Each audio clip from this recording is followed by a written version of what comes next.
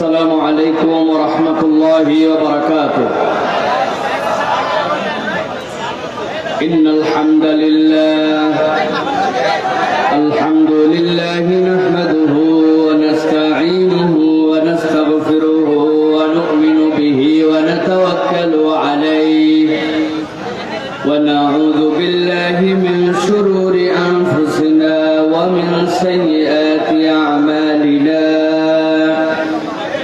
من يهد الله فلا مضل له ومن يضلل فلا هادي له وأشهد أن لا إله إلا الله وحده لا شريك له وأشهد أن سيدنا وحبيبنا وطبيب قلوبنا محمد الذي أرسل رسوله بالهدى ودين الحق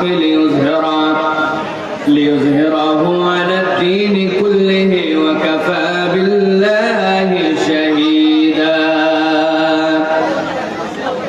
فقد قال الله سبحانه وتعالى في كلامه المجيد وفي فرقان الحميد. أعوذ بالله من الشيطان الرجيم. بسم الله الرحمن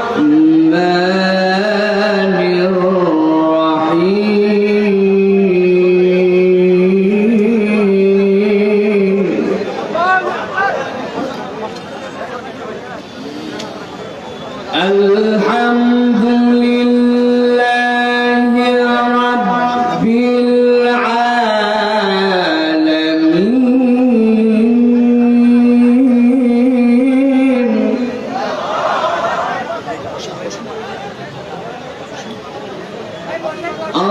الرحمن الرحيم مالك يوم الدين.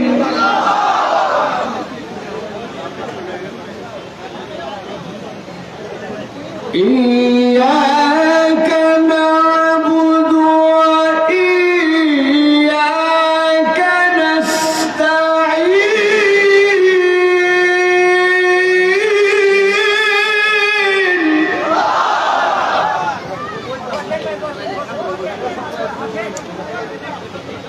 اهدنا الصراط المستقيم.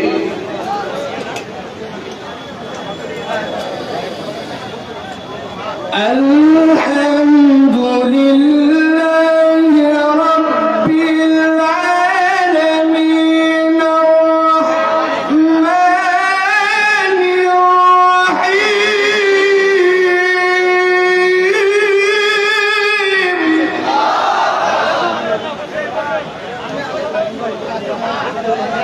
مالك يوم الدين.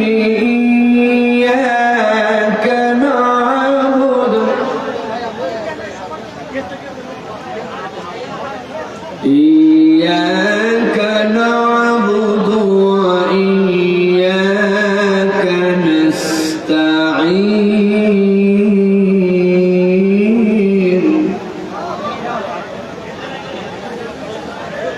اهدنا الصراط المستقيم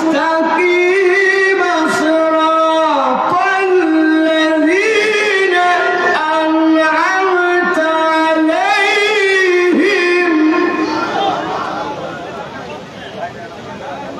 غير المغضوب عليهم ولا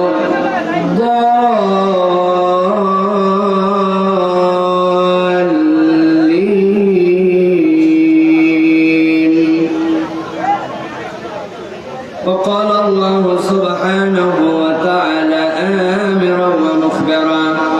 للمؤمنين والمؤمنات إلى يوم القيامة إن الله وملائكته يصلون على النبي يا أيها الذين آمنوا صلوا عليه وسلموا تسليما اللهم صل على محمد وعلى آل محمد كما صليت على إبراهيم وعلى آل إبراهيم إنك حميد مجيد اللهم بارك على محمد وعلى آل محمد كما باركت على إبراهيم وعلى آل إبراهيم إنك حميد مجيد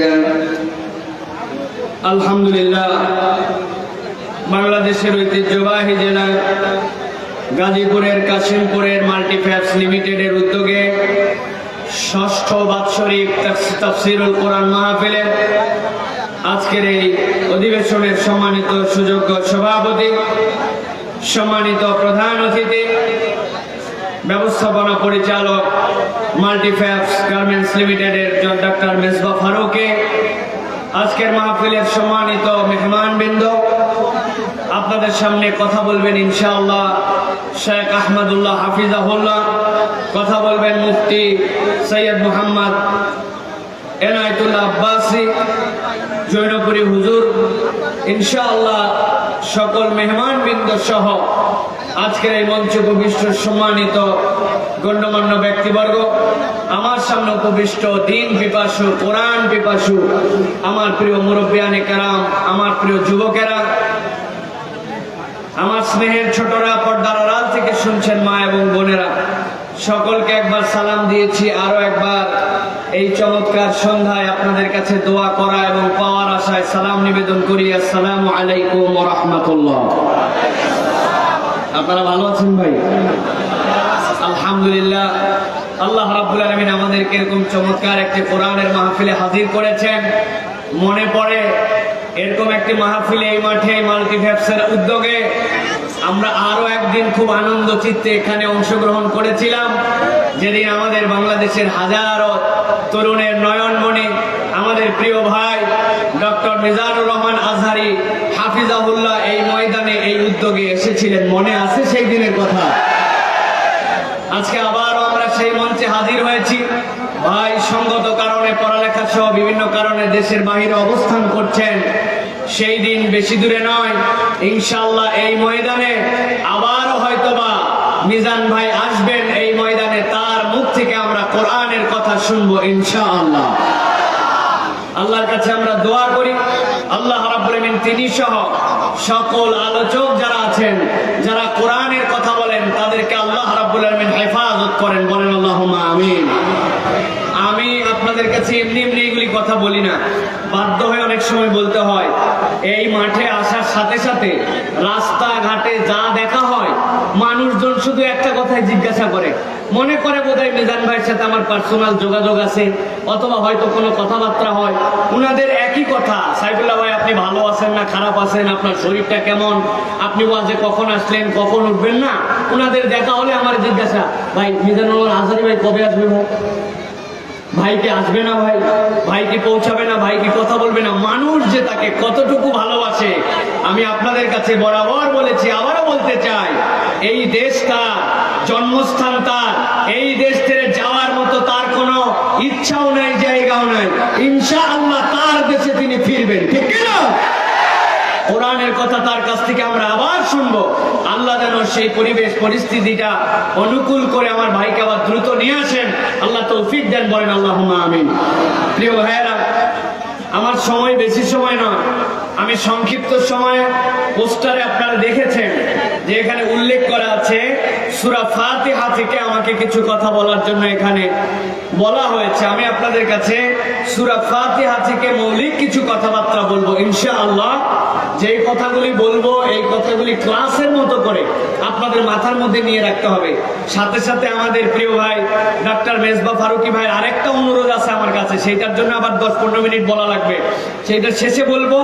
আগে সূরা ফাতিহা দিয়ে আমরা শুরু করব। সূরা ফাতিহা থেকে আমরা কিছু কথাবার্তা শোনার চেষ্টা করব। আল্লাহ রাব্বুল আলামিন যেন আমাদেরকে এই কথাগুলি শোনার তৌফিক দান করেন, বলেন আল্লাহুম্মা আমিন। প্রিয় ভাইরা, একটা বিষয় মনে রাখতে হবে, কোরআনুল কারীমের যতগুলা গুরুত্বপূর্ণ সূরা তাফসীরে কুরতুবীর ভিতরে আসছে, হযরতে আনাস রাদিয়াল্লাহু তাআলা আনহুর রিওয়ায়াতে বুখারীর বর্ণনার মধ্যে এসেছে, হযরতে আনাস বলছেন কোরআনের সবচেয়ে গুরুত্বপূর্ণ সূরার নাম হচ্ছে সূরাতুল ফাতিহা। সুবহানাল্লাহ। কোরআনুল কারীমের প্রথম পূর্ণাঙ্গ অবতীর্ণ সূরার নাম হচ্ছে সূরাতুল ফাতিহা। এর আগে সূরা আলাক, সূরা মুজাম্মিল, সূরা মুদ্দাসসির এর কিছু কিছু আয়াত আসছে, কিন্তু কোরআনের পূর্ণাঙ্গ সর্বপ্রথম যে সূরা অবতীর্ণ হয়েছে এই সূরাটার নাম হচ্ছে সূরাতুল ফাতিহা। মনে থাকবে তো ইনশাআল্লাহ? কোরআনুল কারীমের সূরাতুল ফাতিহাকে বলা হয় উম্মুল কিতাব। উম্মুল কিতাব মানে হচ্ছে এই কিতাবের মা, এই কিতাবের সার, এই কিতাবের সব। সূরাতুল ইখলাসকে বলা হয় সুলুসুল কোরআন, কোরআনের 1/3। কেননা এই সূরাতুল ইখলাসের মধ্যে আল্লাহর তাওহীদের পরিচয় আছে। এই তাওহীদের পরিচয়ের জন্য পুরো বিষয়বস্তুর তাওহীদ, রিসালাত এবং আপনার আমার জন্য যে দাওয়াত, এই মওইজা, এই 3 ভাগের 1 ভাগ তাওহীদ থাকার কারণে সূরা ইখলাস হচ্ছে 3 ভাগের 1 ভাগ। আর মুফাসসিররা বলছেন একমাত্র সূরা, যেই সূরা হচ্ছে সূরাতুল ফাতিহা, পুরা কোরআনের মা, পুরা কোরআনের যা ব্যাখ্যা আল্লাহ রাব্বুল আলামিন সূরাতুল ফাতিহাকে কেন্দ্র করে পুরা কোরআনের ব্যাখ্যা দিয়েছেন। সুবহানাল্লাহ বলেন। রাসূলুল্লাহ সাল্লাল্লাহু আলাইহি ওয়াসাল্লাম থেকে বর্ণিত আছে, রাসূলুল্লাহ সাল্লাল্লাহু আলাইহি ওয়াসাল্লাম সহিহ মুসলিমের হাদিসের মধ্যে আসছে, নবীজি সাল্লাল্লাহু আলাইহি ওয়াসাল্লাম একদিন বসে আছেন, হঠাৎ করে আসমানের মধ্যে মাথা উঁচু করলেন নবীজি। জিবরাইল আমিন রাসূলুল্লাহ সাল্লাল্লাহু আলাইহি ওয়াসাল্লামের সামনে অবস্থান করছেন।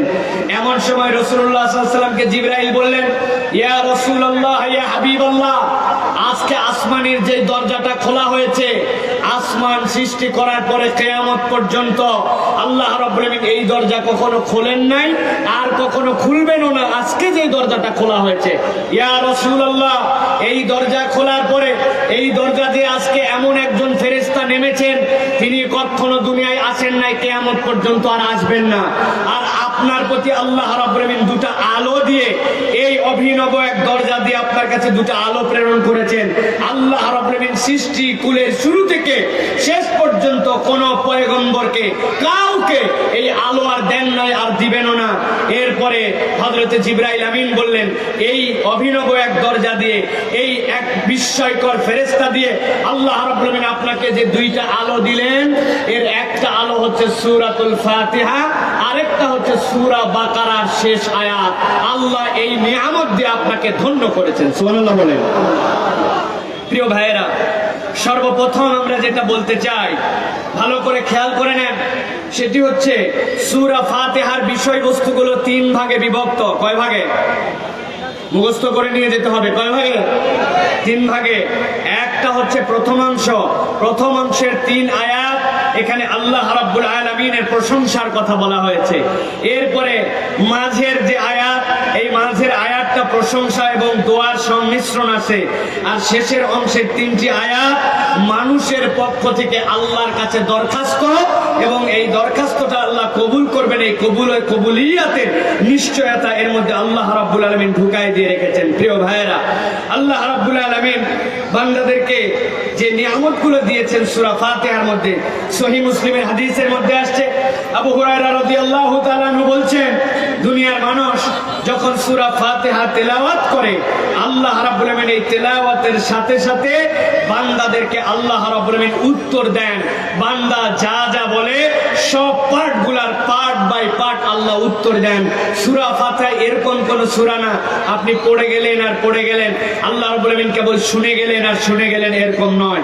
বরং হাদিসের মধ্যে আসছে, আল্লাহ রাসূল সাল্লাল্লাহু আলাইহি সাল্লাম বলছেন, বান্দা যখন আল্লাহর কাছে দাঁড়ায় অথবা আল্লাহ রাব্বুল আলামিনের কাছে সূরা ফাতিহা পড়তে শুরু করে, বান্দা যেই না পড়ে আলহামদুলিল্লাহি রাব্বিল আলামিন, আল্লাহ রাব্বুল আলামিনের প্রশংসা যখন বান্দা করে, আল্লাহ রাব্বুল আলামিন ওই বান্দাদের প্রশংসার সাথে সাথে উত্তর দেন।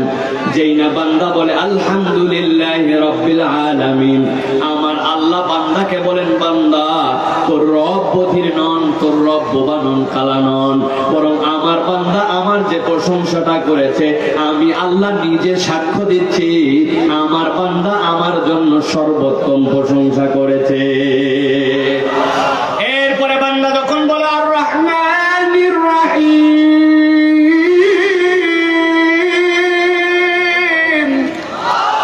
বান্দা আল্লাহ রাব্বুল আলামিনের কাছে যেই না বলে আমার রব অতীব দয়ালু, আমার রব অসীম দয়াবান, যেই না বান্দাই কথা বলে, আল্লাহ রাব্বুল আলামিন বান্দার কথার উত্তর দেন। বান্দার কথার উত্তর দিয়ে রব্বুল আলামিন সাথে সাথে বলেন, আমার বান্দা নিশ্চয় আমার জন্য গুণকীর্তন করেছে। এরপরে বান্দা আল্লাহ রাব্বুল আলামিনের কাছে বলতে শুরু করে মালিক ইয়াউমিদ্দিন, যেই না বান্দা মালিক ইয়াউমিদ্দিন বলে, আল্লাহ রাব্বুল আলামিন সাথে সাথে ওই বান্দাকে বলেন, বান্দা আমার বড় পরিচয় তুলে ধরেছে। বান্দা যেই না আল্লাহ রাব্বুল আলামিনের পরিচয় তুলে ধরে, আল্লাহর গুণকীর্তন করে, আল্লাহ রাব্বুল আলামিনের প্রশংসা করে, সাথে সাথে বান্দা এবার নিজে রাজ্যটা আল্লাহর কাছে দেয়। বান্দা বলে ইয়াকা নাবুদু ওয়া ইয়াকা নাস্তাঈন, আই রব যার এতক্ষণ প্রশংসা করলাম, আমি ঘোষণা দিচ্ছি আমি কেবল তারই উপাসনা করি আর তার কাছে সাহায্য চাই। আল্লাহ রাব্বুল আলামিন এরপরে বান্দাকে যে জবাবগুলা দেন, ওই জবাবটা হাদিসের মধ্যে আসছে। আল্লাহ বান্দাকে বলেন, বান্দা তুই আমার প্রশংসা করেছিস, আমার গুণকীর্তন করেছিস, আমার মহত্ব জানিয়েছিস, আমার উপাসনা করি, সেই ডিক্লারেশন তোর পক্ষ থেকে দিয়ে দিয়েছি। এখন আমি রব্বুল আলামিন তোর কাছে বলতে চাই, বান্দা চাইস কাজ কি আমার কাছে? সাথে সাথে বান্দা আল্লাহর কাছে বলে ইহদিনাস সিরাতাল মুস্তাকিম, আল্লাহ কিছুই চাই না, আমি চাই তুমি আমাকে সরল সঠিক রাস্তা দেখাও। আল্লাহ বান্দাকে উত্তর দেন, যেই বান্দা আমার এতগুলো গুণকীর্তন করে আমার কাছে সাহায্য চাইলো, ওই বান্দাকে সিরাতুল মুস্তাকিম দেখানো আমি আল্লাহর উপরে দায়িত্ব হয়ে যায়। আল্লাহ রাব্বুল আলামিন এই সূরাতুল ফাতিহার মধ্যে বান্দাদের কাছে এই জন্য বলেন ইহদিনাস সিরাতাল মুস্তাকিম, যেই না বান্দা বলে, বান্দাকে আল্লাহ রাব্বুল আলামিন বলেন এখন ওই বান্দাকে পথ দেখানো আমি রব্বুল আলামিনের উপরে দায়িত্ব। সুবহানাল্লাহি বিহামদিহি। প্রিয় ভাইরা, এই হচ্ছে আমাদের জন্য সূরাতুল ফাতিহা। যে সূরা ফাতিহা আল্লাহ রাব্বুল আলামিনের পক্ষ থেকে বান্দার জন্য বিস্ময়কর এক নিয়ামত, যে নিয়ামতটা আল্লাহ রাব্বুল আলামিন কেবলমাত্র মুহাম্মদ সাল্লাল্লাহু আলাইহি ওয়াসাল্লামকে দিয়েছেন। সুবহানাল্লাহ। নবীজি সাল্লাল্লাহু আলাইহি ওয়াসাল্লামকে আল্লাহ রাব্বুল আলামিন নানা ভাবে বিশেষায়িত করেছেন। নবীজি সাল্লাল্লাহু আলাইহি ওয়াসাল্লামকে আল্লাহ রাব্বুল আলামিন সবচেয়ে বেশি তার উম্মতের জন্য যে নিয়ামতটা দিয়ে উম্মতকে ধন্য করেছেন, সেটা হচ্ছে আল্লাহ রাব্বুল আলামিনের কালাম, আল্লাহ রাব্বুল আলামিনের কোরআন। আল্লাহ রাব্বুল আলামিন বলছেন, আমি জেনারেল ভাবে সকল মানুষকে এই দুনিয়ার বুকে এই কালাম দিয়ে আল্লাহ রাব্বুল আলামিন চার ভাবে আল্লাহ রাব্বুল আলামিন মর্যাদাবান করেছেন। চারটা নিয়ামত আল্লাহ রাব্বুল আলামিন কালাম দিয়ে মুহাম্মদ সাল্লাল্লাহু আলাইহি ওয়াসাল্লামের উম্মতকে দিয়েছেন। ভালো করে খেয়াল করেন আল্লাহ রাব্বুল আলামিন কি বলছেন। সূরা ইউনূস 57 নম্বর আয়াত আল্লাহ রাব্বুল আলামিন বলছেন, ইয়া আইয়ুহান নাস قد جاءتكم موعظة من ربكم وشفاء لما في الصدور। আমার আল্লাহ রাব্বুল আলামিন বলছেন, দুনিয়ার মানুষ আমি আল্লাহ রাব্বুল আলামিন তোমাদের জন্য এই কালাম দিলাম। আল্লাহর পক্ষ থেকে তোমাদের কাছে যে কালাম দেওয়া হলো, এই কালাম দিয়ে আমি তোমাদেরকে এরকম সম্মানিত করলাম। এই কালামের প্রথম আমি তোমাদের জন্য ঘোষণা দিলাম, এই কোরআনটা কেবলমাত্র ঈমানদারের জন্য, মুসলমানের জন্য, মুমিনের জন্য নয়। আল্লাহ বলছেন, রাসূল আপনি জানান, ইয়া আইয়ুহান নাস ক্বাদ জাআতকুম মাউইযাতুম মির রাব্বিকুম। দুনিয়ার যত মানুষ আছে সব মানুষের জন্য আল্লাহ রাব্বুল আলামিন কোরআনকে বলেছেন শ্রেষ্ঠ প্রেসক্রিপশন কি বলেছেন? মাওয়াইজা মনে রাখবেন, প্রেসক্রিপশন। আপনি বলবেন হুজুর কেমন করে সব মানুষের জন্য প্রেসক্রিপশন? ভালো করে খেয়াল করেন, আপনাদের এই কাশিমপুরের কোন একটা বাজারের দোকানে কোন একটা দোকানি হয়তো বা ইমানদার নয়, অন্য ধর্মাবলম্বী থাকতে পারে, ধরুন সে হিন্দু ধর্মাবলম্বী কোন একজন দোকানদার, ও দোকান করতে করতে ওজনের মধ্যে কম বেশি দেয়, জিনিসপত্রের মধ্যে সে ফাঁকি দেয়, মানুষের ঠকায়। ধরেন সে একজন হিন্দু দোকানদার, আপনাদের কাছে জিজ্ঞাসা করে বলেন তো, সে যদি ওজনে কম দেয় মানুষে 1 নম্বর বলে 2 নম্বর জিনিস বিক্রি করে, তাহলে সে কি একজন ভালো হিন্দু নাকি খারাপ হিন্দু? খারাপ হিন্দু। আল্লাহ রাব্বুল আলামিন বলছেন সেই ঈমান আনে নাই, ইসলাম গ্রহণ করে নাই, আল্লাহকে আল্লাহ বলে মাবুদ বলে আল্লাহকে হয়তো স্বীকার করে না, কিন্তু আমি আল্লাহর নবীর প্রতি যে কালাম দিলাম, আমি ওই কালামকে অনন্য করলাম। রাসূল আপনি জানেন, ইয়া আইয়ুহান নাস ক্বাদ জাআতকুম মাওইযাতুম মির রাব্বিকুম ওয়া শিফাউন লিমা ফিস সুদূর।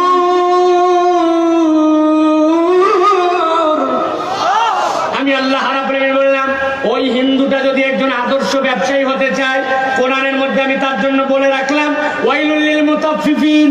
তুমি যদি একজন মানুষ হয়ে থাকো, তাহলে ওজনের পাল্লা আর নিত্যির পাল্লার যেই পণ্য মাপ, ওই পাল্লার মধ্যে কম বেশি করতে পারবে না।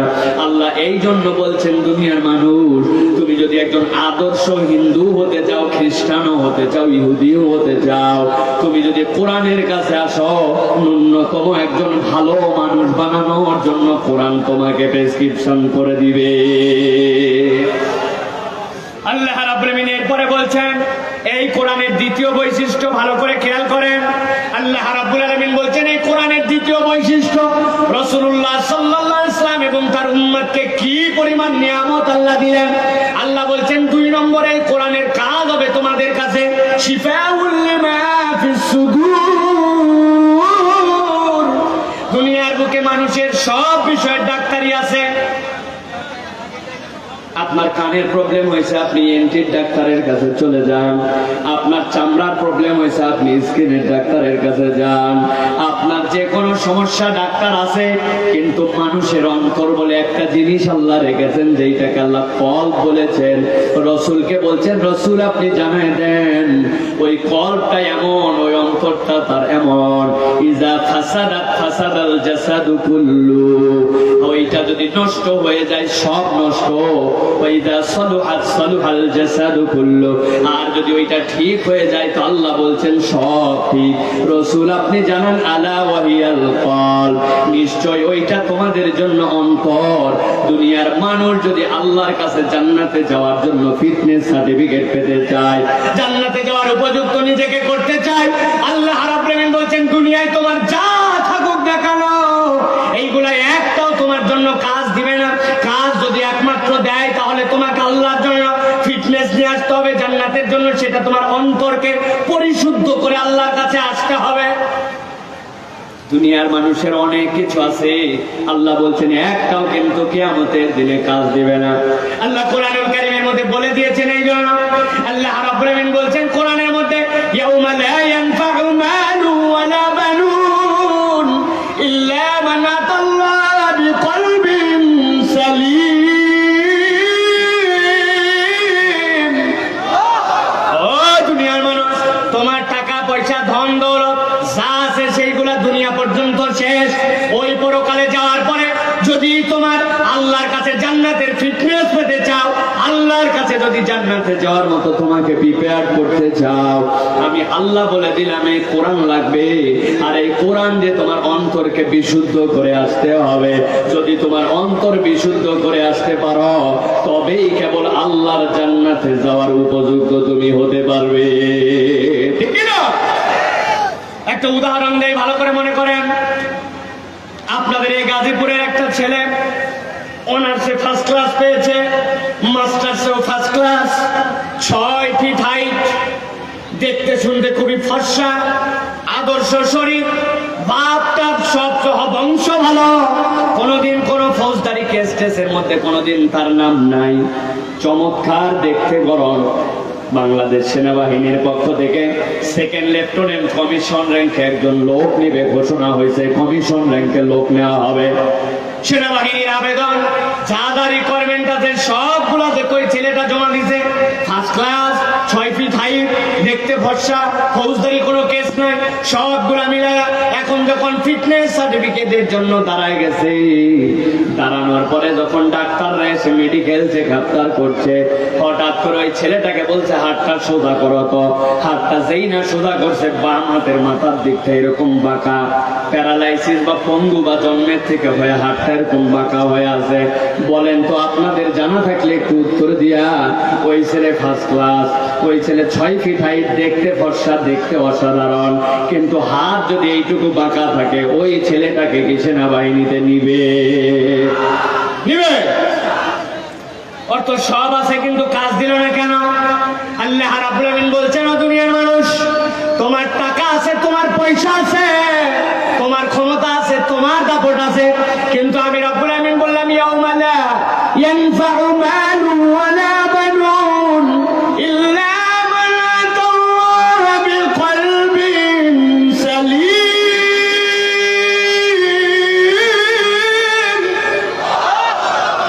ও দুনিয়ার মানুষ, তোমার টাকা পয়সা অর্থবিত্ত একটা আল্লাহর কাছে ওই দিন কাজ দিবে না।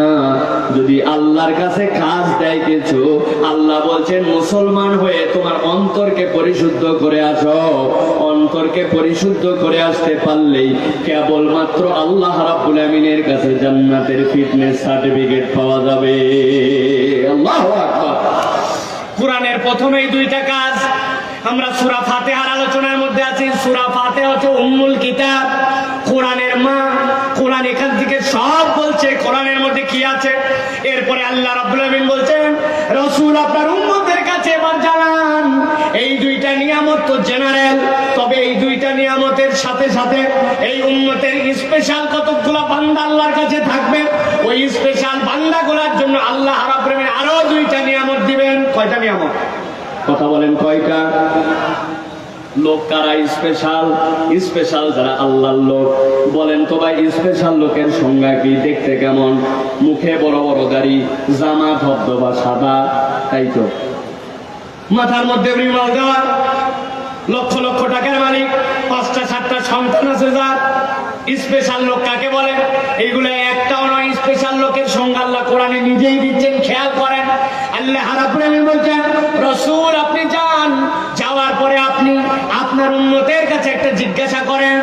জিজ্ঞাসাটা এই জন্য নয় যে আল্লাহ রাব্বুল আমিনের কাছে উত্তর জানা নাই বা আপনি রাসূল জানেন না, বরং এই জিজ্ঞাসার মানে হচ্ছে আপনার উম্মতের মাথার মধ্যে বিষয়টা ঢুকায়া দেন। কি বিষয়? আল্লাহ রাব্বুল আমিন বলছেন, যে জিজ্ঞাসা করেন, কুল হাল ইয়াস্তাবিল্লাযীনা ইয়ালামুনা ওয়াল্লাযীনা লা ইয়ালামুন। রাসূল আপনি যে জিজ্ঞাসা করেন, যারা দুনিয়াতে জানে আর যারা জানে না, এই দুই দল কি এক? কথা বলতে হবে, এক। আপনারা কি পিছনে সবাই শুনতে পান? আমাকে শুনতে পান? এই দুই দল কি এক? যারা জানে আর যারা জানে না, দুই দল এক নয়। কিন্তু এখানে একটা বড় প্রশ্ন আছে, এই জানা আর না জানা বলতে আমরা কি বুঝি?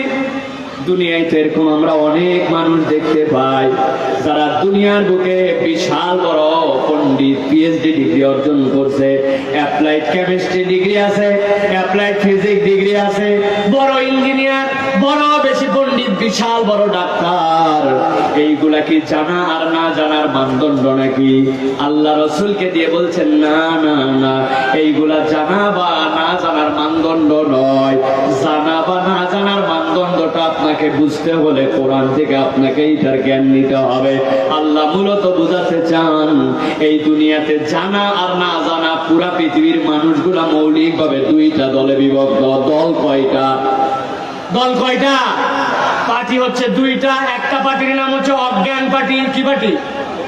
আরেকটা পার্টির নাম হচ্ছে সজ্ঞান পার্টি। একটা অজ্ঞান আর একটা সজ্ঞান।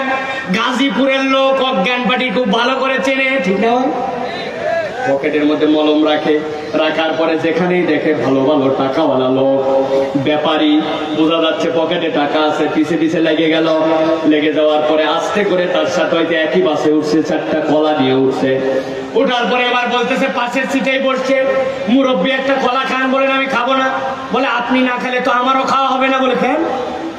আমার নিয়ম, আমার সাথে কেউ বসলে তারা না দিয়ে আমি খাইতে পারি না। থাক, খিদা লাগছিল অনেক, খাবো না। ওই লোক তো চাপে পড়ছে, কি চিনা নাই জানা নাই, এক লোক আমারে বলে খাবে না। বলছে ঠিক আছে ঠিক আছে, আপনি যদি নাও খান তো একটু বিস্কুট অন্তত খান। ওই লোক চিন্তা করছে বিস্কুট খাওয়ার থেকে অন্তত কলা আছে চামড়ার মধ্যে মুড়ানো একটা খাই। এই লোক আমি না হলে বলে খাইতেই পারবে না। পাম পট্টি দিয়া তার হৃদয়ের বন্ধু হয়ে গেছে। হঠাৎ করে একটা কলা দিছে, আগের থেকে কলার মধ্যে জিনিস ঢুকানো আছে। এই বেচারি যেই না কলা খাইছে, খাওয়ার সাথে সাথে সিটের মধ্যে কেলায় পড়ছে। যাওয়ার কথা ওনার বাইপাইল চলে গেছে একবারে চন্দ্রাপা। ঠিক কিনা? এই যে কাজ করে, এরকম কাজ যারা করে এরা হচ্ছে অজ্ঞান পার্টি, তাই তো? প্রিয় ভাইয়েরা, দুনিয়ার ভাষায় এটা অজ্ঞান পার্টি হলেও কোরআন সুন্নাহর ভাষায় এইটা অজ্ঞান পার্টি নয়, অজানা পার্টি নয়। কোরআন হাদিসের দৃষ্টিভঙ্গিতে অজ্ঞান পার্টি হচ্ছে তারা দুনিয়ায় যাদের বাড়ি আছে, গাড়ি আছে, নারী আছে, টাকা আছে, পয়সা আছে, অর্থ আছে, বিত্ত আছে, ক্ষমতা আছে, জেল জুলুম অত্যাচার সব করতে পারে, কিন্তু এত কিছু থাকার পরেও তাদের সাথে যদি আল্লাহ না থাকে, রাসূল না থাকে, ঈমান না থাকে, ইসলাম না থাকে, সব আছে কিন্তু ঈমান নাই, ওরা হচ্ছে পার্টিতে অজ্ঞান। ঠিক কিনা? আরেকটা হচ্ছে দুনিয়ার বুকে তাদের বাড়ি নাই, গাড়ি নাই, টাকা নাই, পয়সা নাই, অর্থ নাই, বিত্ত নাই, ক্ষমতা নাই, জেল জুলুম অত্যাচার। দুনিয়ায় হয়তো কেউ তার একটু সালাম পর্যন্ত ঠিক মতো দেয় না। আমার আল্লাহ বলছেন কিচ্ছু নাই, কিন্তু আছে ঈমান, আছে ইসলাম, আছে কোরআন, আছে আল্লাহ, আছে রসুল। কিচ্ছু নাই কিন্তু আছে ঈমান, আল্লাহ এবং তার রসুলের কাছে এরা হচ্ছে পার্টিতে সজ্ঞান। ঠিক না? তাহলে অজ্ঞান আর সজ্ঞান, এই দুই দলের পার্টির মানদণ্ডটা হচ্ছে মাজদে ঈমান। আমার আল্লাহ রাব্বুল আলামিন বলছেন কোরআন তো সকলের জন্য মাউইজা, তবে দুই শ্রেণীর মানুষের জন্য কোরআন স্পেশাল। যারা এই আল্লাহর পক্ষের লোক, ঈমানদার, তাদের জন্য আরো দুইটা কাজ করবে। আল্লাহ বলছেন হুদা ওয়া রাহমাতুল লিল মুমিনিন।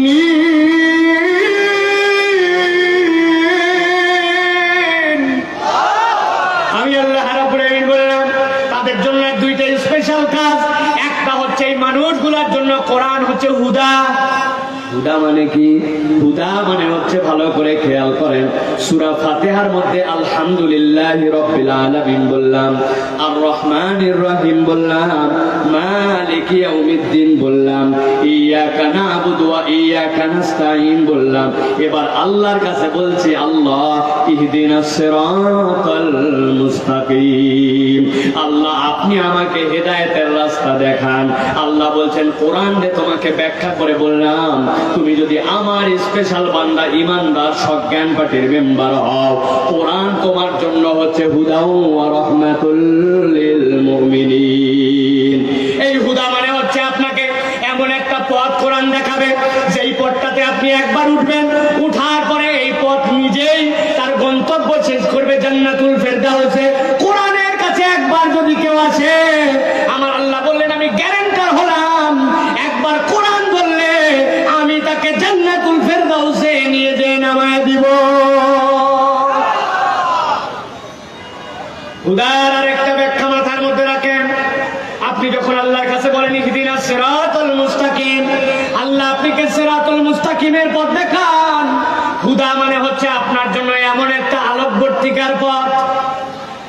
রওনা হয়েছেন, আপনার বাড়ি উত্তরবঙ্গ, আপনি রওনা হয়ে গেছেন, এই আপনার এই কাশিমপুর থেকে রওনা দিয়ে আপনি চলে যাবেন, আপনি বগুড়া, আপনি দিনাজপুর যাবেন, আপনি রংপুর যাবেন, আপনি এইদিকে কুমিল্লা যাবেন, এইদিকে আপনি চিটাগাং চলে যাবেন। গাড়িতে আপনি উঠে বসেছেন, আপনার জিম্মাদারি তেমন নাই, তবে ড্রাইভারের জিম্মাদারি অনেক। ড্রাইভার এখন ড্রাইভ করছে, সড়ক ও জনপথ ডিপার্টমেন্ট খেয়াল করেন, রাস্তাগুলোর মধ্যে কিছু দূর যাওয়ার পরে পরে তীর চিহ্ন লাগায় দিছে।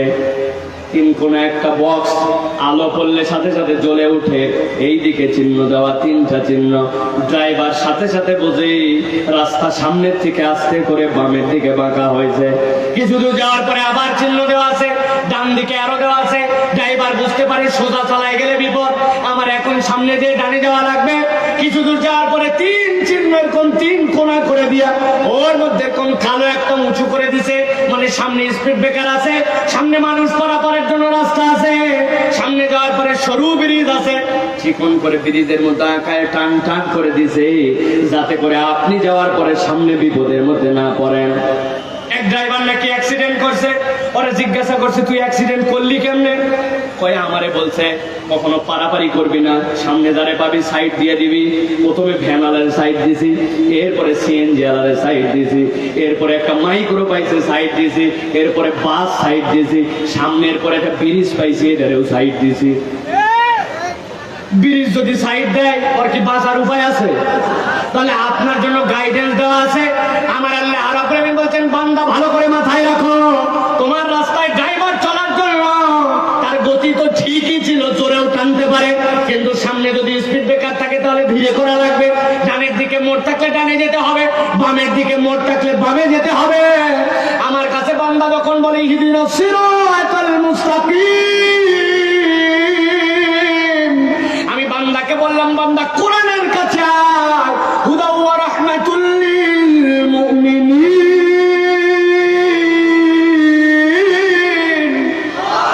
আমি আল্লাহ তোমার জন্য বলে দিলাম এই কোরআন তোমার জন্য হুদা। হুদা মানে হচ্ছে তোমাকে এমন ভাবে রাস্তা দেখাবে কখন জোরে যাইতে হবে, কখন আস্তে যাইতে হবে, সামনে কোথায় শয়তানের ফাঁদ আছে, কোথায় বিপদ আছে, আল্লাহ সব দেখায়া দেখায়া বান্দাকে জান্নাত পর্যন্ত পৌঁছানোর যে জিম্মাদারি গ্রন্থ দিয়েছেন ওইটার নাম হচ্ছে কালাম, ওইটার নাম হচ্ছে কোরআন। সুবহানাল্লাহ। আল্লাহ এরপরে বলছেন 4 নম্বর নিয়ামত পাবে যারা আল্লাহর কাছে বলবি ইহদিনাস সিরাতাল মুস্তাকিম, তাদের জন্য চতুর্থ নিয়ামত হচ্ছে রাহমাতুল লিল মুমিনিন। আল্লাহ বলছেন এই কোরআন তার জন্য হবে রহমত। কি রহমত মানে কি? আজকের থেকে রহমতের মানেটা মাথার মধ্যে ভিন্নভাবে ঢুকায় রাখেন। রহমত মানে হচ্ছে এইখানে আলো। রহমত মানে কি? কথা বলেন সবাই। রহমত মানে কি? আলো। আলোর দুইটা ধরন আছে, আমি এটা বুঝানোর জন্য বলি, ভালো করে খেয়াল করেন।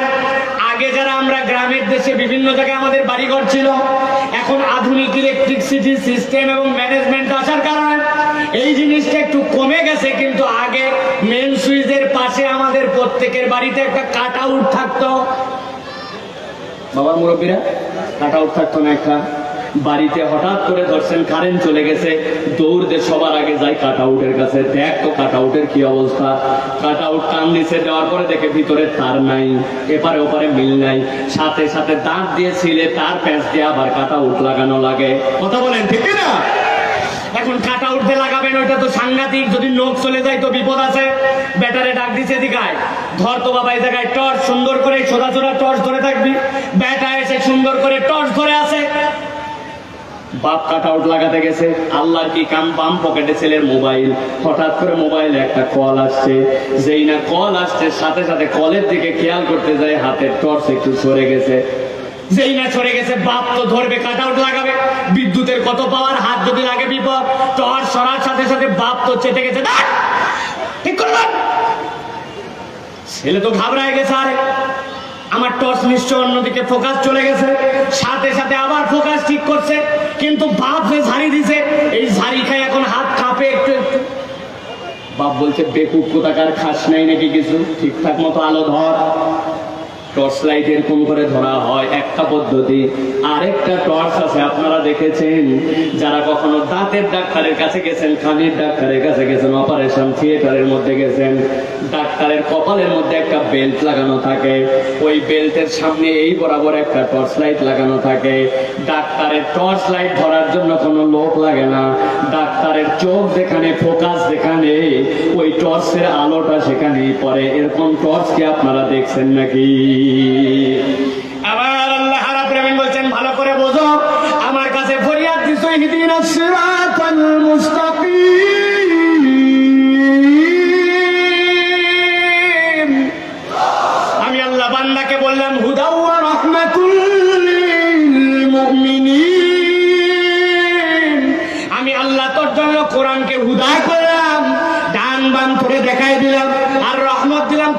আলো। বান্দা তোর যেখানে যেরকম আলো লাগবে সেই পরিমাণ আলো দিয়ে তুই পথ ভুল করবি না, ওই পরিমাণ আলো দিয়ে তোকে জান্নাতে নামায় দেওয়ার দায়িত্ব আমি আল্লাহ রাব্বুল আলামিন এই কোরআনকে দিয়েছি। এই জন্য কোরআন আপনার আমার জন্য হচ্ছে মাওয়াইজা, কোরআন আপনার আমার জন্য শিফাউল লিমা ফিস সুদূর, কোরআন আপনার আমার জন্য হুদা, কোরআন আপনার আমার জন্য রহমা। আল্লাহ বলছেন সূরা ফাতিহাকে দিলাম উম্মুল কিতাব, কোরআনের মা বানায়া। এই সূরা ফাতিহার আলোকে তুই যত ভিতরে ঢুকবি এখান থেকে বান্দা তুই হিদায়াত পেয়ে যাবি। সুবহানাল্লাহ। তাহলে এবার চলেন আমরা সংক্ষিপ্ত সময়ে এক একটা আয়াতে 1-1.5 মিনিট 2 মিনিট করে প্রত্যেকটা আয়াত বাই আয়াত কিছু কথা আমরা শুনি। এবার প্রিয় ভাইরা, প্রথম আয়াতের মধ্যে আল্লাহ রাব্বুল আলামিন বলছেন আলহামদুলিল্লাহি রাব্বিল আলামিন। এখানে আলিফ লাম যেটা, এটা হচ্ছে ইস্তিগরাকি। এই আলিফ লাম ইস্তিগরাকি মানে বুঝান আল্লাহ রাব্বুল আলামিন সূক্ষ্মভাবে আল্লাহ এর মধ্যে বোঝাচ্ছেন যে দুনিয়ার মানুষ আল্লাহ রাব্বুল আলামিনের যে তুই আলহাম বলছিস, এই হাম মানে প্রকৃতার্থে আল্লাহ ছাড়া প্রশংসা পাওয়ার যোগ্য দুনিয়াতে আর কেউ আছে? কেউ আছে? নাই। আল্লাহ বলছেন প্রকৃত প্রশংসার মালিক আল্লাহ, ঠিক কি না? আল্লাহ রাব্বুল আলামিন বলছেন আলহামদুলিল্লাহি রাব্বিল আলামিন। বান্দা তুই আল্লাহর কাছে যে বলেছিস আলহাম, এই হাম তুই মনে রাখবি যে দুনিয়ায় যত ধরনের প্রশংসা তুই করিস, তেলবাজি করিস, এইগুলো একটাও প্রকৃতার্থে প্রশংসা পাওয়ার তারা যোগ্য নয়। প্রশংসা করতে হয়, কিন্তু সকল প্রশংসা যিনি পাবেন তিনি হচ্ছেন আল্লাহ। এবার তিনি বলছেন তার পরিচয় কি? আল্লাহ বলছেন তার পরিচয় হচ্ছে রব। রব মানে কি? রব মানে তো আমরা টন টন করে বলে ফেলি সবসময় প্রতিপালক। রব মানে ভালো করে বোঝেন, রব মানে হচ্ছে কোন বস্তুকে, সৃষ্টিকে তার সমস্ত মঙ্গলের প্রতি লক্ষ্য রেখে ধীরে ধীরে বা পর্যায়ক্রমে সামনের দিকে এগিয়ে নেওয়ার যোগ্যতা রাখেন যিনি, তিনি হচ্ছেন রব। সুবহানাল্লাহ বলেন। সমস্ত সৃষ্টিকে তার মঙ্গল, ভালো ক্ষতি, কি লাগবে না লাগবে সব চাহিদা জেনে বুঝে ধীরে ধীরে সামনের দিকে এগিয়ে পূর্ণাঙ্গ দেওয়ার ক্ষমতা রাখেন যিনি, তিনি হচ্ছেন রব। সুবহানাল্লাহ। আল্লাহ বলছেন আলহামদুলিল্লাহি রাব্বিল আলামিন। প্রশংসা কার? তিনি হচ্ছেন রব, তিনি হচ্ছেন তোমাদের জন্য মালিক। খেয়াল করেন কোরআনুল কারীমের মধ্যে 3টা জায়গায় রবের কথা বড়ভাবে এসেছে। আল্লাহ প্রথম যে আয়াত দিয়েছেন সে আয়াতে আল্লাহ কি বলেছেন? ইকরা বিইসমি রাব্বিকাল্লাযী খলাক। কোরআন শুরু হয়েছে রব দিয়া। পড়বেন কার নামে? আল্লাহর আরো অনেক সিফাত। আল্লাহ বলেছেন রবের কথা বলেন, প্রথম পড়া তোমার পড়ো তার নামে, সৃষ্টি করেছেন যিনি তোমাদেরকে, তিনি হচ্ছেন তোমাদের রব। এরপরে আল্লাহ রাব্বুল আলামিন কোরআনুল কারীমের শেষেও বলেছেন দুনিয়ার মানুষের কাছে রাসূল আপনি জানাই দেন ওই রবের পরিচয়টা যেন তার কাছে থাকে। কুল আউযু বিরাব্বিন নাস। আল্লাহ রাব্বুল আলামিন বলছেন আমি আশ্রয় চাচ্ছি। একদম শুরুতে যেরকম আল্লাহ বলছেন শুরু করছে কোরআন রব দিয়া, শেষ করা হলো কোরআন কুল আউযু বিরাব্বিন নাস। আল্লাহর কাছে আমি আশ্রয় চাই। কবরে যাওয়ার পরেও আল্লাহ রাব্বুল আলামিন এই শুরু আর শেষের মাঝের জিন্দেগির হিসাবে সর্বপ্রথম কবরে জিজ্ঞাসা করা হবে মান রব্বুকা, তোমার রব কে? সুতরাং কেউ যদি কোরআনের শুরু থেকে শেষ পর্যন্ত তার জীবনে বাস্তবায়ন করে নেয় তাহলে রবের পরিচয় সে অটোমেটিক পাবে। ওইখানে যাই মুখস্থ উত্তর দেওয়া লাগবে না, জিজ্ঞাসা করতে দেরি মুখ দিয়ে অটোমেটিক উত্তর আসবে বান্দার রব্বি আল্লাহ। সুবহানাল্লাহ। প্রিয় ভাইয়েরা, সুতরাং আমাদেরকে সব সময় মনে রাখতে হবে যে আল্লাহ রাব্বুল আলামিন সূরা ফাতিহার দ্বারা তার রুবুবিয়তের পরিচয় দিয়েছেন। বান্দা যেন তার রব থেকে কখনো ডিসকানেক্ট না হয়, এটা আল্লাহ রাব্বুল আলামিনের স্বীকৃতি। এরপরে আল্লাহ রাব্বুল আলামিন বলছেন তিনি কিসের রব? আল আলামিন। আলামিনের ব্যাখ্যা আমি অনেক বড় করে দেই, কিন্তু এই মুহূর্তে আপনাদের কাছে আলামিনের ব্যাখ্যা দিব না। তবে আমরা এই সূরা ফাতিহার প্রথম আয়াতের অর্থ করতে যে অধিকাংশ মানুষ আমাদের অর্থ ভুল করি। কি অর্থ করি আমরা? সকল প্রশংসা ওই রবের জন্য যিনি কুল আলমের অধিপতি। আপনি আলমকে আলম রাখছেন, রবকে রব রাখছেন, আপনার অনুবাদ হইল কই? এই জন্য আলমটা আপনার মাথার মধ্যে ঢুকায় নিতে হবে। আলম মানে কেবল আপনি যা দেখতে পাচ্ছেন এইটা নয়, আপনি যা দেখতে পান না। আল্লাহ বলছেন আল্লাহ রব্বুস সাবআ সামাওয়াত, আল্লাহ সাত তবক আসমান জমিনের সবকিছুর রব। আপনার দুনিয়ার তুলনায় সূর্য 13 লক্ষ গুণ বড়। পৃথিবীর বিজ্ঞানীরা বলছে ওই আসমানের মধ্যে আপনি যে তারকাগুলা দেখতে পান, আমাদের গ্রামাঞ্চলে অনেক সময় মানুষের কাছে মানুষ ধাঁধা ধরে, এক থালা সুপারি গুনতে পারে কোন ব্যাপারী? বলেন তো এই ধাঁধার উত্তর কি? তারা। বলে তারা এত ছোট যে সুপারির সাথে তুলনা করে। কিন্তু বিজ্ঞানীরা বলছেন একটা দুনিয়া, যে দুনিয়ায় আমরা অবস্থান করছি, যে পৃথিবীতে, পৃথিবীর তুলনায় 13 লক্ষ গুণ বড় একটা সূর্য। এরকম 13,000 কোটি সূর্য যদি ওরকম একটা তারার মধ্যে ফেলে দেওয়া হয়, এক একটা তারা এত বড় এত বড় এত বড়। আপনি 10 বিঘার একটা পুকুরে যদি একটা মার্বেল ফেলে দেন, ওই পুকুরের যেরকম খবর হবে না। 13,000 সূর্যকে একটা তারার মধ্যে ফেললে ওই তারা টেরও পাবে না, এত বড় বড় এক একটা তারা। আর ওই আসমানে কত ট্রিলিয়ন তারা আছে, আল্লাহ ছাড়া কেউ গুণে শেষ করতে পারে না। আল্লাহ বলেন এই যা কিছু এইগুলা তোর এই আসমানের নিচে, এরকম 60টা আসমান 60টা জমিনের মালিক যিনি, তিনিই তোর রব, তিনিই তোর আল্লাহ, তিনিই তোর খালিক। তার জন্যই তুই বলছিস রব্বিল আলামিন। সুবহানাল্লাহ। কি বিশাল, কি বিশাল এক জগতের মালিক। আল্লাহ বলছেন এইটা বলে বান্দা প্রথম কথাটা শুরু করে। আল্লাহ এই জন্যই বলেন বান্দা আমার হাম করেছে, আমি আল্লাহ বান্দার হামটা শুনেছি, তার উত্তর আমি বান্দাকে দেই। প্রিয় ভাইয়েরা, এবার 2 নম্বর আয়াত থেকে আমরা কিছু কথা শুনি খুব সংক্ষেপে। আমার সময় তো 8টা পর্যন্ত, এই জন্য আমি একটু আপনাদের কাছে সংক্ষেপে কিছু কথা বলতে চাই। প্রিয় ভাইয়েরা খেয়াল করেন, আল্লাহ এরপরে বলছেন আর রহমানের রহিম। এটা হচ্ছে গুণের আধিক্য বিষয়ক বিশ্লেষণ। মুফাসসিরিনে কেরাম বলছেন দুনিয়ার মানুষ আল্লাহ রাব্বুল আলামিনের যেই নিয়ামতের কারণে সবচেয়ে বেশি আনন্দিত হওয়ার কথা, সেই নিয়ামতটা আল্লাহ নিজেই নিজের উপরে ফরজ করেছেন। আল্লাহ রাব্বুল আলামিন নিজেকে রহমান হিসেবে পরিচয় দিয়েছেন। বান্দার জন্য এর থেকে বড় আনন্দের আর কিছুই নেই। সুবহানাল্লাহ। বান্দা আল্লাহ রাব্বুল আলামিনের কাছে আনন্দিত কেন? আনন্দিত হওয়ার কারণ আল্লাহ নিজের পরিচয় রহমান হিসেবে উপস্থাপন করেছেন। প্রিয় ভাইয়েরা, আলোচনা দীর্ঘ, কিন্তু আপনাদের কাছে সংক্ষেপে বলি।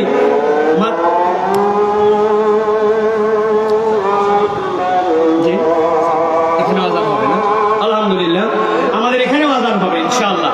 আমাদের এখানেও জামাত হবে ইনশাআল্লাহ 8:30 না? 8:30 ইনশাআল্লাহ। আমি কথা বলি যে পর্যন্ত ইনশাআল্লাহ আযানের উত্তর দেন, যে কোনো 1-2 জন আযানের উত্তর দেন। এটা এই মসজিদে আযান হচ্ছে? আচ্ছা, আমাদের এই যে, আচ্ছা আলহামদুলিল্লাহ। প্রিয় ভাইয়েরা ভালো করে খেয়াল করেন, রাসূলুল্লাহ সাল্লাল্লাহু আলাইহি সাল্লামের কাছে আবু জাহেল, উতবা, সাইবা, কাফের মুশরিকরা আসলো। আসার পরে নবীজি সাল্লাল্লাহু আলাইহি সাল্লামকে জিজ্ঞাসা করলো, মুহাম্মদ, এই যে লাত, এই যে উজ্জা, এই যে মানাত, এই যে হবল, এইগুলাকে তুমি চিনো তো? নবীজি তো চিনতেন, কারণ নবী তো মক্কার বাসিন্দা, তাদেরকে চিনতেন। লাত দেখতে কেমন, উজ্জা কোনটার নাম, মানাত কোনটার নাম। ওরা এসে বলল, মুহাম্মদ, এই লাতের কি কাজ তুমি তো জানো। যখন আমরা একটা সফরে রওনা হই, এই সফরটা আমাদের কোন দিকে? রিহলাতে শীতা ওয়া সাইফ। একটা সফরে আমরা যাই সেই ইয়েমেনের দিকে, আরেকটা সফরে আমরা যাই সিরিয়ার দিকে। তো তোমরা যখন আমরা ব্যবসার জন্য রওনা দেই, এই ব্যবসায় রওনা দিলে আমরা দেখতে পাই যে আমাদের ব্যবসায় যেন বরকত হয়, এই জন্য লাতের কাছে, হবলের কাছে, উজ্জার কাছে, মানাতের কাছে আমরা যে তার কাছে দোয়া করে পরে যাই। এই যে দেখতে পাও আমাদের বাচ্চা কাচ্চা অসুস্থ হয়, অসুস্থ হলে এই মূর্তিটার কাছে যাই, যাওয়ার পরে তার কাছে আমরা সাহায্য সহযোগিতা চাই। তুমি এ দেখতে কেমন, গায়ের রং, পাথর, হাত পা সব তো দেখো। তুমি এই লাতও চেনো, মানাতও চেনো, এরা যে আমাদের ইলাহ এইটাও তো জানো। কিন্তু তোমার কাছে জিজ্ঞাসা, তুমি যে আমাদের কাছে এসে বলো লা ইলাহা ইল্লাল্লাহ, তো তোমার আল্লাহ কেমন আমাদেরকে একটু জানাও, তোমার আল্লাহর পরিচয়টা কেমন? আশ্চর্যজনক ভাবে একটু খেয়াল করে দেখেন দুনিয়ার মানুষের আমাদের তবিয়ত কি। দুনিয়ার মানুষ আমাদের তবিয়ত হচ্ছে আপনার সবচেয়ে পাওয়ারফুল যে পরিচয়, আপনার সবচেয়ে সম্মানিত যে পরিচয়, এই পরিচয়টাই দুনিয়াতে আমরা নিজেদের সর্বাগ্রে দিয়ে থাকি। ধরেন কোন একটা চেয়ারম্যান 3 বার ফেল করছে, কোন একটা চেয়ারম্যান 3 বার ফেল করছে, কিন্তু এর আগে তারা যখন জিজ্ঞাসা করতো যে ভাই আপনার পরিচয় কেউ, কোনোদিন বলে নাই আমি ফেল করা চেয়ারম্যান, বলে কেউ? বলে না।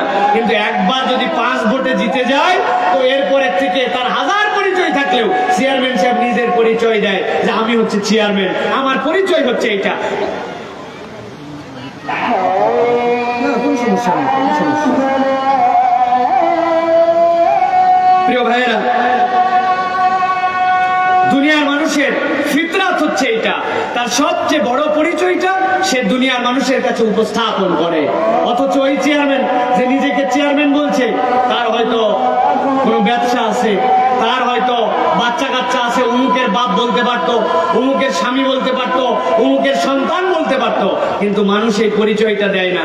না দিয়ে কি পরিচয় দেয়? মানুষ পরিচয় দেয় যে আমি হচ্ছে এই পাওয়ারফুল, এই অবস্থানটা আমার সবচেয়ে দামি, সেই অবস্থানের পরিচয়টা সে দেয়।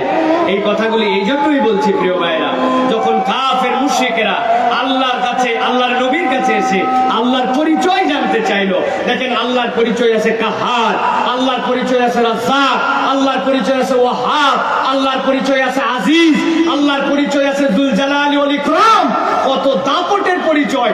আল্লাহ একটা পরিচয় দেন নাই, বরং আল্লাহ রাব্বুল আলামিন তার পরিচয় দিয়েছেন কি? আর রহমানু আল্লামাল কুরআন খালাকাল ইনসানা আল্লামাহুল বায়ান। আল্লাহ রাব্বুল আলামিন পরিচয় দিয়েছেন রাসূল, তারা আপনার রবের পরিচয় চায়, আপনি আপনার রবের পরিচয় দিয়ে দেন রহমান। আপনার রব হচ্ছেন সবচেয়ে বড় দয়াবান। সুবহানাল্লাহ। আল্লাহ রাব্বুল আলামিন কোরআন এই জন্য বলছেন, এইটা বলার কারণ আছে, এর পরের আয়াতের গেলে আমরা সেটা অনুভব করতে পারবো।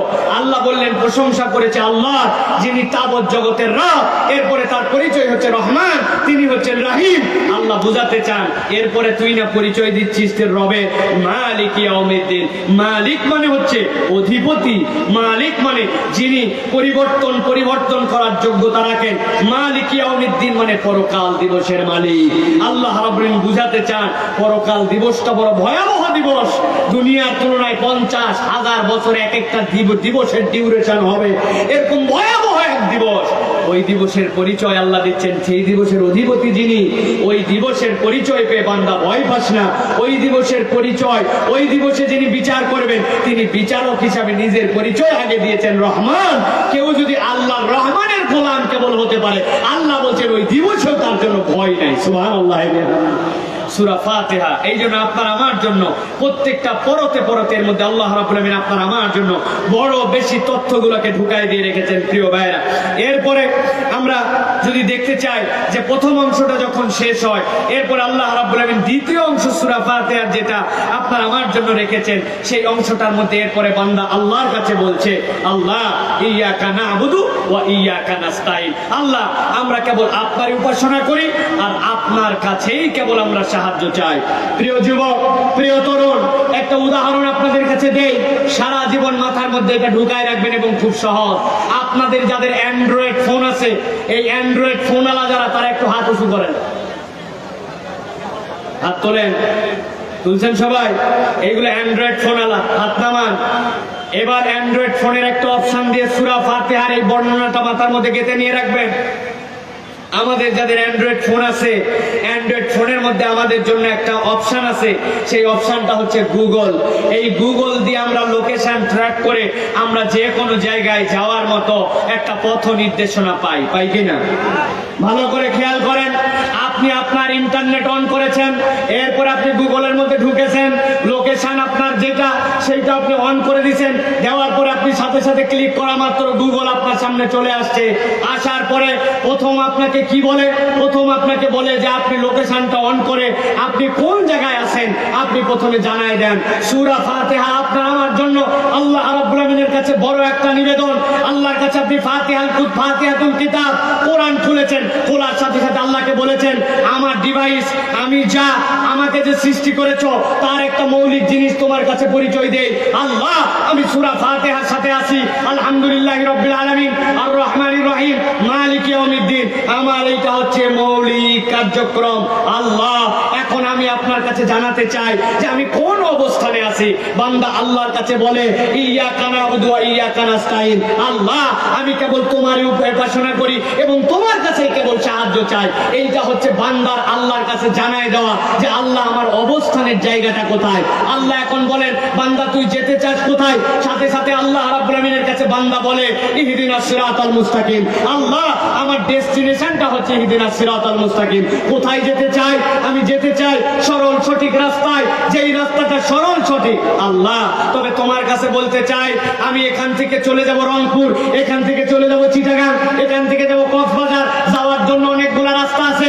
এই দিক দিয়ে বের হবো, সন্ধ্যা দিয়ে পরে যাব গাজীপুর চৌরাস্তা, তারপরে সেখান থেকে আবার যাব এয়ারপোর্ট দিয়া, এরপরে সাইনবোর্ড দিয়ে যেতে পারবো। আবার এদিক থেকে বের হবো, যাওয়ার পরে গাবতলী যাব, গাবতলী থেকে এরপরে মাজার রোড দিয়া তারপরে সোজা যাব। না, এদিক দিয়ে যেতে চাই না, সোজা পিছন দিকে দিয়ে আশুলিয়া দিয়ে যাব, আশুলিয়া দিয়ে মাজার রোড দিয়ে বেরিবাদ দিয়ে বেরিয়ে এরপরে সামনের দিকে চলে যাব।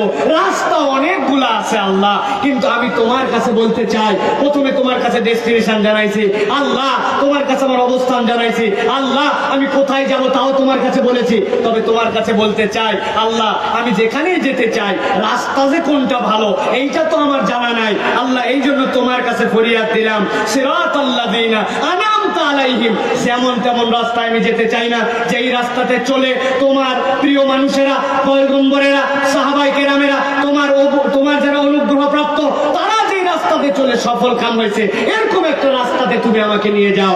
বান্দা যখন বুঝে বুঝে একবার নিজের অবস্থান জানায়া আল্লাহর কাছে কামনা জানায়া কোন দিক দিয়ে যেতে চাই একবার বলে, আল্লাহ রাব্বুল আমিন সূরা ফাতিহাকে তার জন্য নাজাতের জরিয়া বানায় দেন। বান্দা তার ডেস্টিনেশন জান্নাতে পৌঁছানোর আগ পর্যন্ত আল্লাহ কখনোই বান্দাকে নিজের জিম্মাদারিতে ছেড়ে দেন না। সুবহানাল্লাহ। মনে থাকবে তাহলে কোরআন আপনার আমার জন্য এই সূরা ফাতিহার মধ্যে আমরা আল্লাহর কাছে অবস্থান জানাই ইয়াকা না'বুদু ওয়া ইয়াকা নাস্তাইন দিয়ে, এরপরে আল্লাহর কাছে আমরা বলি যেতে চাই আমরা সিরাতুল মুস্তাকিমে, আল্লাহ ওই রাস্তাটা যেন আমার জন্য কল্যাণকর শর্টকাট হয়। বান্দা যখন এইভাবে বলে আল্লাহ রাব্বুল আমিন ওই সূরা ফাতিহা দিয়ে বান্দাকে তার মঞ্জিলে মাকসুদে পৌঁছায় দেন। সুবহানাল্লাহ। প্রিয় ভাইয়েরা, এই হচ্ছে আপনার আমার জন্য সূরা ফাতিহা, যার মধ্যে আল্লাহ রাব্বুল আমিন বান্দাদের জন্য বিরাট এক নিয়ামত স্বরূপ রাসূলুল্লাহ সাল্লাল্লাহু আলাইহি সাল্লামের মাধ্যমে আপনার আমার জন্য দান করেছেন। প্রিয় ভাইয়েরা, এবার আমরা একটুখানি দেখতে চাই যে এই যে আমরা আল্লাহর কাছে বললাম ইয়াকা না'বুদু ওয়া ইয়াকা নাস্তাইন, ইমাম গাযালি বলেন যে এই যে আমরা আল্লাহর কাছে আপনারই কেবলমাত্র ইবাদত করি, আপনার কাছেই সাহায্য চাই, আল্লাহর কাছে যে আমরা বললাম আপনার ইবাদত করি, ইমাম গাযালি বলছেন এর মধ্যে মূলত আমরা ইবাদতের সাক্ষ্যে 10টা বিষয়ের কথা আল্লাহর কাছে বলি। কয়টা বিষয়?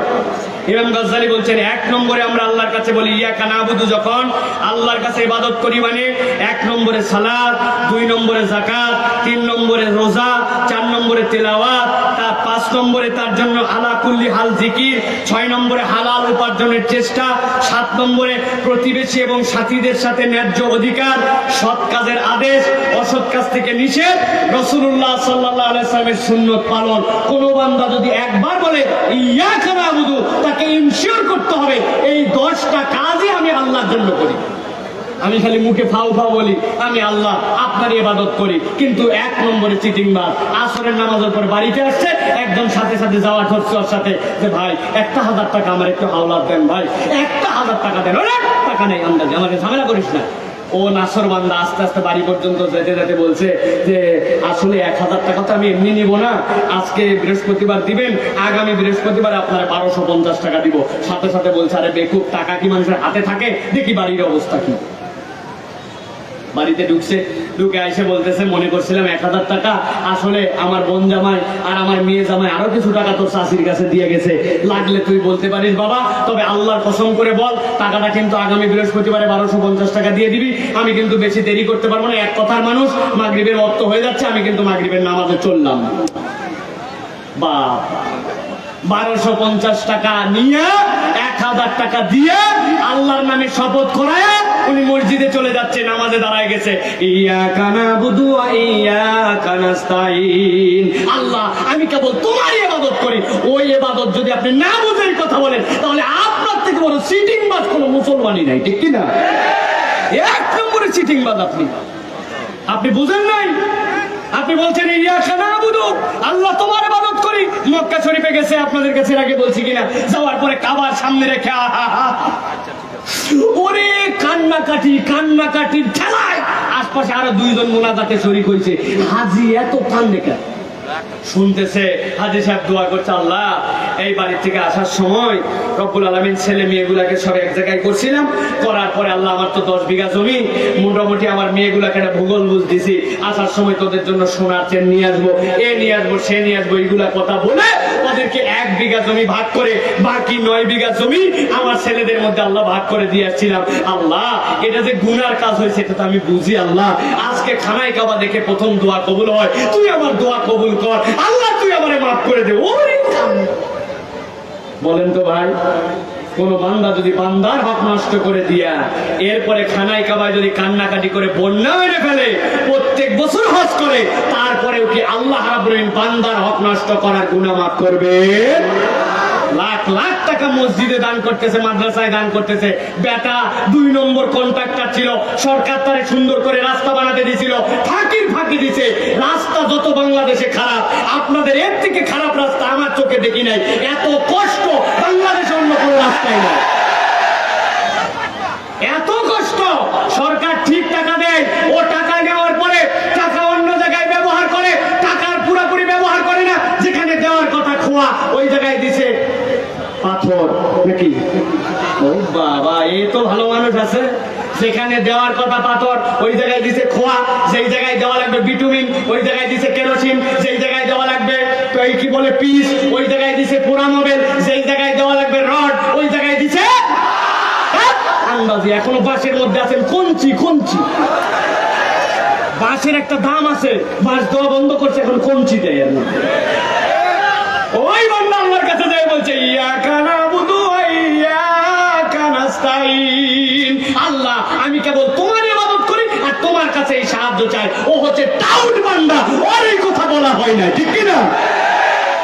এটা বোঝা লাগবে আপনার। এই জন্য ইমাম গাজ্জালী রহমতুল্লাহ আলাইহি এই জন্য বলছেন, আবার বলি, ইয়াকা নাবুদু যদি বলেন তাহলে আপনাকে স্বীকার করতে হবে আমি ইবাদত করি সালাতে, ইবাদত করি যাকাতে, ইবাদত করি রোজায়, ইবাদত করি তেলাওয়াতে, ইবাদত করি জিকিরে, ইবাদত করি হালাল উপার্জনে, ইবাদত করি প্রতিবেশীর এবং সাথীদের প্রাপ্য অধিকার আদায় করে, ইবাদত করি সৎ কাজের আদেশে, ইবাদত করি অন্যায় কাজের নিষেধে, ইবাদত করি রাসূলুল্লাহ সাল্লাল্লাহু আলাইহি ওয়াসাল্লামের সুন্নাত আমলে, ঠিক কি না?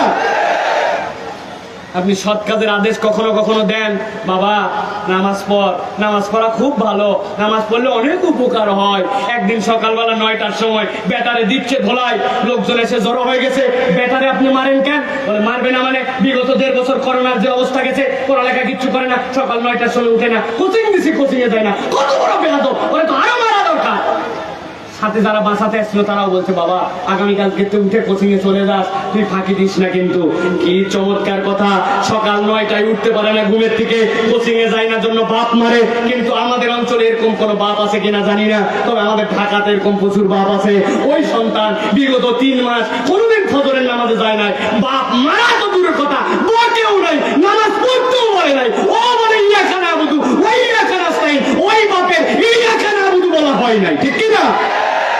আপনি আপনার সন্তানকে ফজরের নামাজে নিয়ে যান না, নামাজ পড়তে বলেন না, আপনার কিসের ইয়াকা নাবুদু হয়েছে? ইয়াকা নাবুদু হয় নাই। ইয়াকা নাবুদু যদি না হয় তাহলে আপনার ডেস্টিনেশন আপনি সিলেক্ট করতে পারেন নাই। আপনি কোথায় যেতে চান, আপনার ওই ডেস্টিনেশন ঠিক না করলে আপনাকে গুগল যেরকম দেখায় দিবে না, ঠিক একই রকম আপনার ইয়াকা নাবুদু না ঠিক করলে আপনি কোরআন থেকে হেদায়েত পাবেন না, ঠিক কি না? আপনি বিপদে পড়লে দৌড় লাগান মাজারে, বিপদে পড়লে দৌড় লাগান ত্যাগার পিছনে, বিপদে পড়লে দৌড় লাগান আপনি তাবিজ ঝুলানোর জন্য, বিপদে পড়লে দৌড় লাগান আপনি সেই জায়গায় আল্লাহ রসুল যেতে পারে নাই, তান্ত্রিক মান্ত্রিক অমুক তমুক বাংলাদেশে বিজ্ঞাপন দেয় টিভির মধ্যে, বাবা বাবা বাবা বাবা।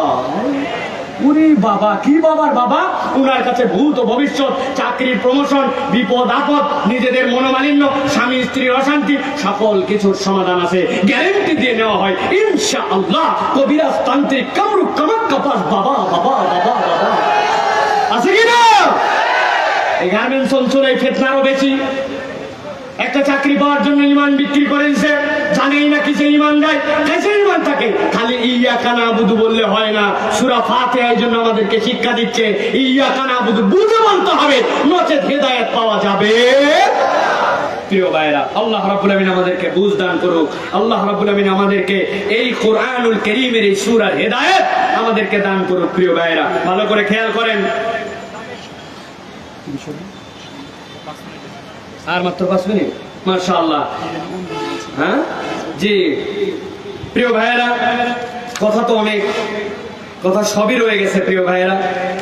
তবে আপনাদের কাছে আমাদের মেজবা ফারুকি ভাই আমার কাছে অনুরোধ করছেন, আর কিছুদিন পরে আমাদের সামনে মাহে রমাদান আসছে, রমাদানের প্রস্তুতি নিয়ে আপনাদের কাছে কিছু কথা বলার জন্য আমি আপনাদের কাছে একটা স্লোগান দিব।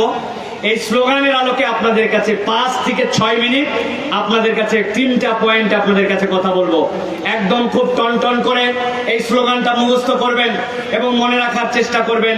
আর কটা দিন পরে আসছে বিশ্ব মুমিন ঘরে খুব দামি এক মেহমান, মাহে রমাদান। আর কটা দিন পরে আসছে বিশ্ব মুমিন ঘরে খুব দামি এক মেহমান, মাহে রমাদান। প্রিয় মুসলমান, খেয়াল করেন, যখন আপনার বাড়িতে কোনো একটা মেহমান আছে, ওই মেহমান আসলে আপনি মৌলিক কমসে কম 5টা কাজ করেন। 1 নম্বরে তার জন্য একটা অভ্যর্থনার ব্যবস্থা করেন।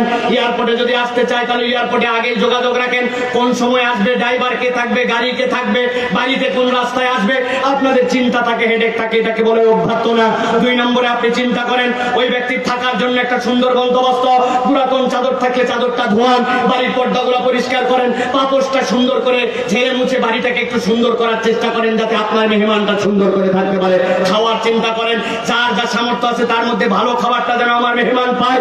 নিজের সামর্থ্য না থাকলে বন্যর বাড়ির থেকে হলেও একটা ডিম হাওলাত করে নিয়েছে হলেও ভেজে খাওয়ায়, এটাই বাঙালির চরিত্র, মেহমানের সম্মান করে। 4 নম্বরে আমরা চিন্তা করি আমার বাড়িতে যখন কোনো একটা মেহমান আসবে তিনি যেন বিনোদন পান, অন্তত আমার বাড়িতে তার জন্য কিছু সুযোগ সুবিধা থাকে। পেপার পড়ার অভ্যাস থাকলে তার জন্য পেপার নিয়ে এসে রাখেন।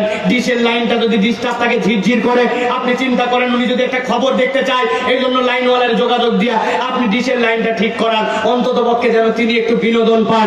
এই ব্যবস্থাটা আপনার পক্ষ থেকে, আমার পক্ষ থেকে করে থাকি।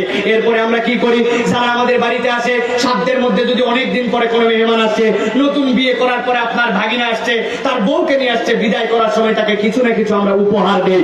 উপহার না দিয়ে আমরা তাদেরকে বিদায় করি না। ভালো করে মনে রাখবেন, আর কটা দিন পরে আসছে বিশ্ব মুমিন ঘরে খুব দামি এক মেহমান, মাহে রমাদান।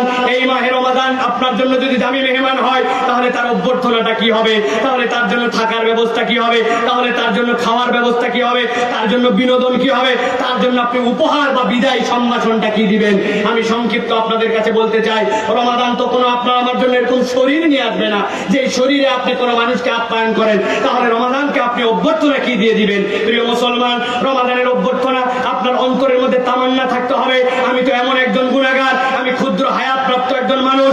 আল্লাহ রাব্বুল আলামিন আদম আলাইহিস সালাম থেকে মুসা ঈসা আলাইহিস সালাম পর্যন্ত হাজার হাজার মানুষ, কোটি কোটি কোটি কোটি হাজার মানুষ সৃষ্টি করেছেন, তাদের বয়সে বড়, আমলে বড়, কিন্তু সবার আগে আল্লাহ রাব্বুল আলামিন জান্নাতের মধ্যে যে উম্মতকে ঢুকাবেন, সেই উম্মত উম্মতে মুহাম্মাদি, যে উম্মতে মুহাম্মাদিকে আল্লাহ আগে জান্নাতে ঢুকাবেন। এই রমাদান, ওই রমাদানের কোরআন, ওই রমাদানের বরকতে আল্লাহ রাব্বুল আলামিন আমার এমন আমল দিবেন যেটাতে আমি জান্নাতে ঢুকতে পারবো। আপনার হৃদয়ের মধ্যে একটা আশা লাগবে, আহা আমার রমাদান আসতেছে, আর কয়টা দিন বাকি আছে, আমি কেমনে রমাদানকে অভ্যর্থনা জানাবো। আপনার অন্তর যদি রমাদানের ভালোবাসায়, আসক্তিতে, রোজার মহব্বতে, রোজা রাখবো এই প্রচেষ্টায়, আল্লাহর কাছে আপনার নিমন্ত্রিত এই মাথা হেলে যাওয়া মন যদি আপনার মধ্যে উদ্ভাসিত হয়, তাহলে আপনার জন্য রমাদানকে নিমন্ত্রণ বা অভ্যর্থনাটা জানানো হবে। 2 নম্বরে, রমজানকে আপনি কি খাওয়াবেন। আপনার আত্মীয় আসছে, আপনি তাকে ভালো খাওয়াতে চান, ভালো পড়াতে চান, রমাদানকে আপনি কি খাওয়াবেন। প্রিয় মুসলমান, মনে রাখবেন রমাদানের খাওয়ার কিচ্ছু নয়। রমাদানকে যদি সুন্দর করে খাওয়াতে চান, আপনার সালাদকে সুন্দর করতে হবে। যদি আপনার সালাদ সুন্দর না হয়, আপনার রমাদানের খাওয়া দাওয়া সুন্দর হবে না। ওই 3টা সূরা মুখস্থ করেছে ছোটবেলায়, কুল হুয়াল্লাহ, ইন্না আতাইনা আর আলাম তারা। এরপরে আর কোন সূরা জানে না, এরপরে আর কোন কেরাত জানে না, নামাজের তাসবিহ জানে না, রুকু জানে না, সিজদা জানে না, সিজদার মধ্যে কি বলে কিচ্ছু বলতে পারে না। একবারে হাত বাঁধলে দিল, আলহামদুলিল্লাহ মানে মান কেমন দিলে কেন দেখেন অটোমেটিক নামাজ আছে কিনা। আপনার নামাজ যদি সুন্দর না হয়, তাহলে রমজানের মেহমানদারি আপনার সুন্দর হবে না। আপনার নামাজকে সুন্দর করার জন্য এখন থেকে চেষ্টা করতে হবে। তাসবিহ যদি 3টা তাসবিহটা পড়তেন, এখন থেকে নিয়ত করতে হবে আমি 5টা 7টা করে তাসবিহ পড়বো, রুকুর থেকে ওঠার পরে দোয়াগুলো পড়বো, নামাজের দোয়ার অর্থগুলো জানবো। হাজার বছর মুসলমানদের এই ঐতিহ্য চলে আসতেছে যে আমরা আমাদের সালাতকে আমরা বলতেছি বারবার যে সালাতে আপনার আমার জন্য প্রথম হিসাব হবে, সালাত যার ঠিক তার সব ঠিক হবে। অথচ মুসলমান সবচেয়ে বেশি উদাসীন, তার সালাতে মুসলমানের সালাত সুন্দর হয় নাই, ঠিক কিনা? প্রিয় ভাইরা, আপনার রমাদানকে যদি আপনি সুন্দর করে খাওয়াতে চান, আপনার সালাতকে সুন্দর করতে হবে, নিয়ত করতে হবে আপনাকে আমি সালাতের সব অর্থগুলো জানার চেষ্টা করব। আরে মুসলমান, দুর্ভাগ্য আমাদের। সুবহানাকাল্লাহুম্মা ওয়া বিহামদিকা ওয়া তাবারাকা ইসমুকা ওয়া তাআলা জাদ্দুকা, এইটার মানে জানে না। এখানে হাত তুলালে অসংখ্য লোক হাত তুলে ফেলবে, আছে কিনা ভাই? তাহলে রমজানকে আপনি কিভাবে খাওয়াবেন? আপনার সালাদকে সুন্দর করার জন্য চেষ্টা করতে হবে প্রিয় ভাইরা, নচেত আপনার কাছে রমজান সুন্দর করে খাওয়াটা পাবে না। রমজানকে যদি এরপরে আপনি সুন্দর করে থাকার ব্যবস্থা করেছেন, আপনি রমজানের থাকাটা হচ্ছে আপনার আমার জন্য সালাদ। এরপরে যেটা বলেছি খাওয়া, যেটা রমাদানের খাওয়া হচ্ছে আল কোরআন।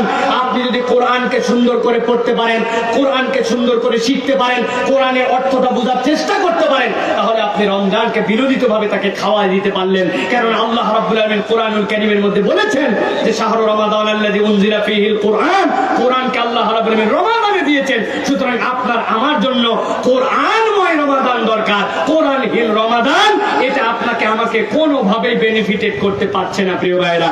খেয়াল করে দেখেন, ডাক্তার আপনাকে একটা প্রেসক্রিপশন দিছে, প্রেসক্রিপশন নিয়ে আসছেন 500 টাকা ভিজিট, নিয়ে আসার পর ফ্রিজের উপরে তুলে রেখে দিয়েছেন।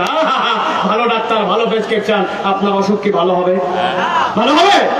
আপনি চিন্তা করছেন খালি ডাক্তারই বুঝে নাকি? বেটা আমি প্রেসক্রিপশন ভালো করে মহব্বতি কেবল করি নাই, আমারও কিছু বুঝ খাটাই। কি বুঝ খাটাইছি? ডাক্তার বলছে আপনার জন্য যদি রোগ হয়, জ্বর হয়, সকালে একটা নাপা খাবেন, দুপুরে একটা, রাত্রে একটা। আপনি চিন্তা করছেন ডাক্তারও বুঝে আমিও বুঝি, এক পেট এক ওষুধ দিনে 3 বার, এত ঝামেলার দরকার কি? 3 দিনের ওষুধ 9টা নাপা একবারে খুলে গলার মধ্যে দিয়ে গিলে নিচ্ছে। অসুখ ভালো হবে তো? দুনিয়া থেকে বিদায় হয়ে যাওয়ার সম্ভাবনা আছে প্রিয় ভাইরা। এই জন্য বলছি কোরআনময় রমাদান দরকার। কোরআন ছাড়া যদি আমরা রমাদানকে গ্রহণ করি, এইটা আপনার আমার জন্য উপকার দিতে পারে না প্রিয় ভাইরা।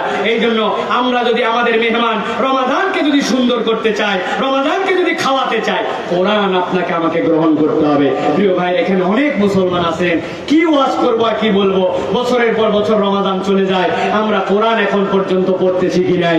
এখন পর্যন্ত আমরা কত কিছুতে পারদর্শী হলাম, চিন্তা করছি কোরআন পড়তে অনেক সময় লাগে। আমি আপনাদের কাছে চ্যালেঞ্জ দিয়ে বলি, ওয়ালাকাদ ইয়াসসারনাল কুরআনা লিযিকরি ফাহাল মিন মুদ্দাকির, এই আয়াতে কারিমার আলোকে মুফাসসিরিনে কেরাম নানান ব্যাখ্যা করেছেন। কিন্তু আপনাকে ব্যাখ্যায় মনে রাখতে হবে, কোন একটা মানুষ যদি চেষ্টা করে 21 ঘন্টায় কোরআন শিখে ফেলতে পারে। কত ঘন্টা? কথা বলেন, কত ঘন্টা?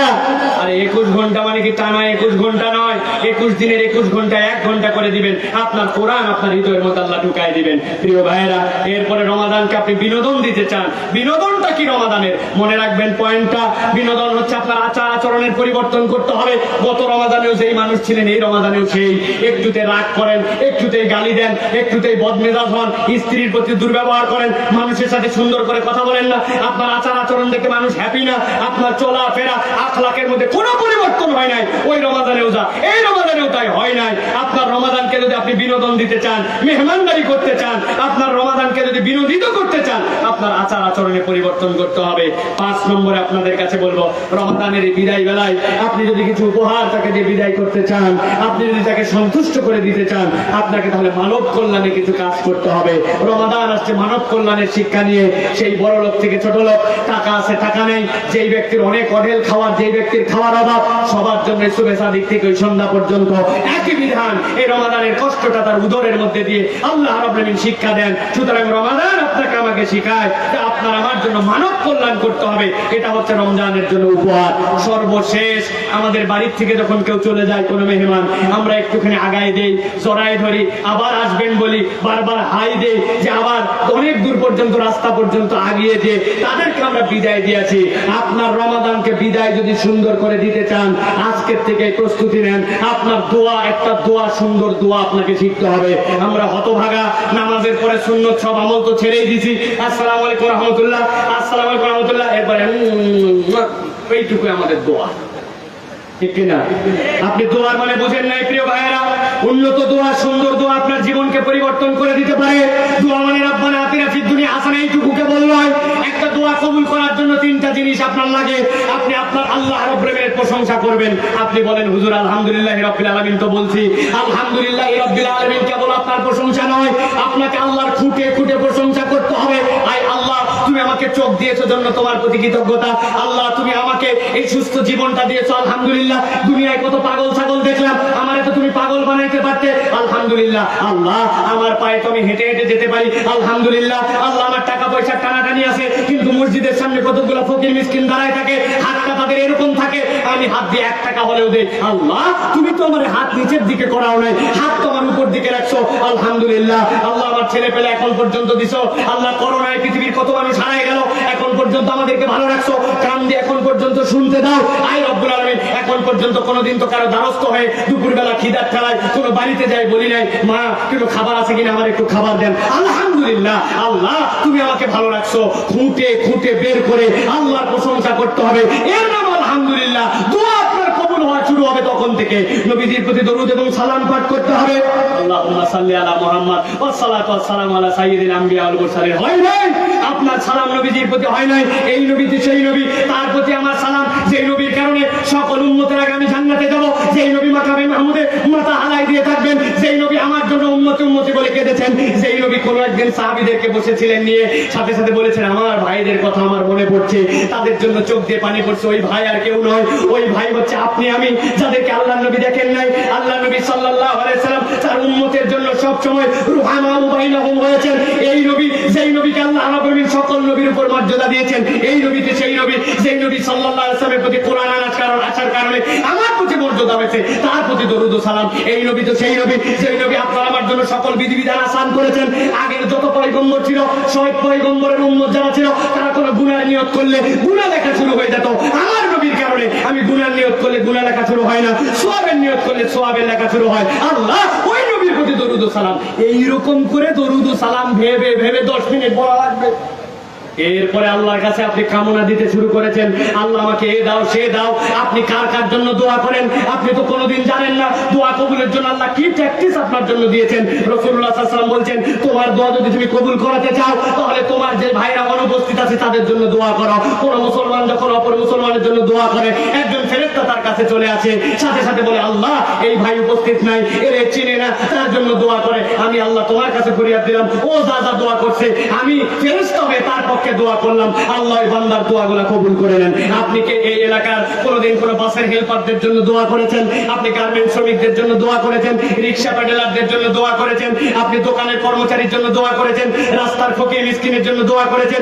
সেলুনে যে লোকগুলা চুল কাটে তাদের হেদায়েতের জন্য দোয়া করেছেন? আপনার জুতাটা যে সারাই দিছে তার জন্য দোয়া করেছেন? জীবনে আপনি জানেন না আপনাকে কতভাবে উপকার করেছে, তার জন্য দোয়া করেছেন? আল্লাহ, আমি যে চালটা খেয়ে নিচ্ছি এই চালটা কিভাবে হলো, কোন